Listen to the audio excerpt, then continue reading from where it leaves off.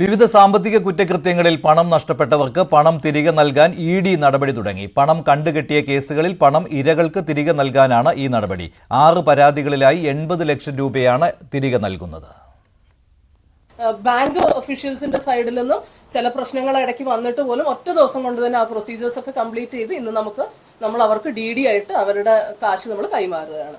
7 കോടിയിൽ അവര് ഇൻവെസ്റ്റിഗേഷന്റെ സമയത്ത് തന്നെ കുറച്ച് കാശ് അവർക്ക് തിരിച്ചു കൊടുത്തിട്ടുണ്ടായിരുന്നു. ഇപ്പൊ 6 കംപ്ലൈന്റ്സ് ആണ് അവര് നമുക്ക് അപ്ലൈ ചെയ്തിട്ടുള്ള. ഇനിയും 2 പേര് അപ്ലൈ ചെയ്യാനുണ്ട്. അപ്പൊ അവർ അപ്ലൈ ചെയ്യുന്നതിനനുസരിച്ച് നിയമ നടപടികൾ പൂർത്തിയാക്കി നമ്മൾ അവർക്ക് കൊടുക്കുക. 80 ലക്ഷം ഇപ്പൊ 80 ലക്ഷമാണ് അവർക്ക് നമ്മൾ തിരിച്ചു കൊടുക്കുന്നത്. 6 പേരുടെ 80 ലക്ഷത്തിലധികം രൂപയാണ് നമ്മൾ തിരിച്ചു കൊടുക്കുന്നത്.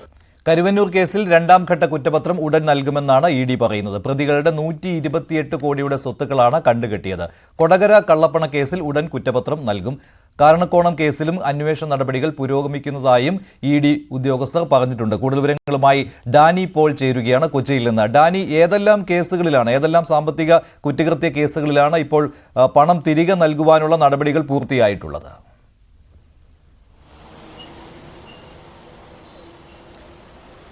മഞ്ജുഷ, സംസ്ഥാനത്ത് ഇഡി അന്വേഷിക്കുന്ന 10 കേസുകളിലാണ് ഇപ്പോൾ നടപടികളിലേക്ക് കടന്നിട്ടുള്ളത്. അതിൽ ഏറ്റവും ആദ്യത്തെ കേസിൽ ഒരു പ്രാരംഭ നടപടി എന്ന രീതിയിലേക്ക് പണം നൽകി തുടങ്ങിയത്, അതായത് ഇന്ന് കൊച്ചി ഓഫീസിൽ വെച്ച്, മേഖലാ ഓഫീസിൽ വെച്ച് പണം നൽകിയത് കാരക്കോണം മെഡിക്കൽ കോളേജുമായി ബന്ധപ്പെട്ട ഇഡി അന്വേഷിച്ച സാമ്പത്തിക കുറ്റകൃത്യങ്ങൾ സംബന്ധിയായ കേസിലാണ്.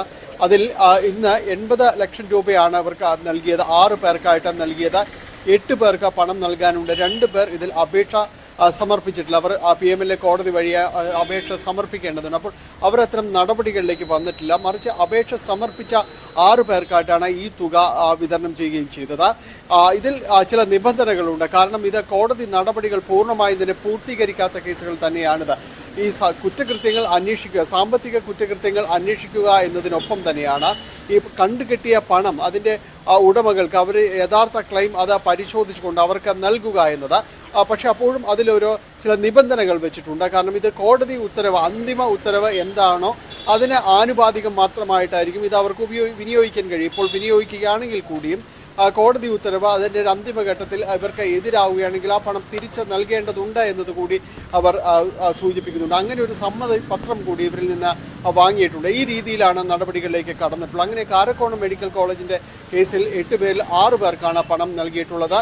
കരുവന്നൂർ ബാങ്ക് തട്ടിപ്പുമായി ബന്ധപ്പെട്ടുകൊണ്ട് 128 കോടി രൂപയുടെ വസ്തുക്കളാണ് ഇതിൽ അറ്റാച്ച് ചെയ്യപ്പെട്ടിട്ടുള്ളത്.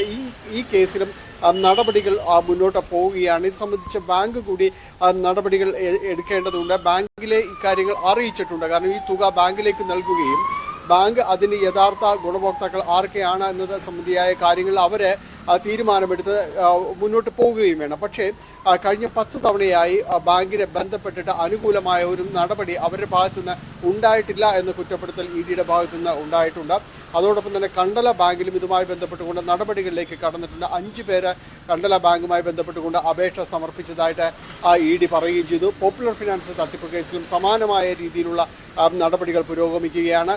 ഒപ്പം ഹൈറിച്ച് തട്ടിപ്പ് കേസുമായി ബന്ധപ്പെട്ടുകൊണ്ട് നടപടികളിലേക്ക് പോകുന്നു. 2ാം ഘട്ട കുറ്റപത്രത്തിലേക്ക് കടക്കുകയാണ്. നിലവിൽ ഒരാൾ മാത്രമാണ് ഇതിൽ പ്രതിയായി വന്നിട്ടുള്ളത്.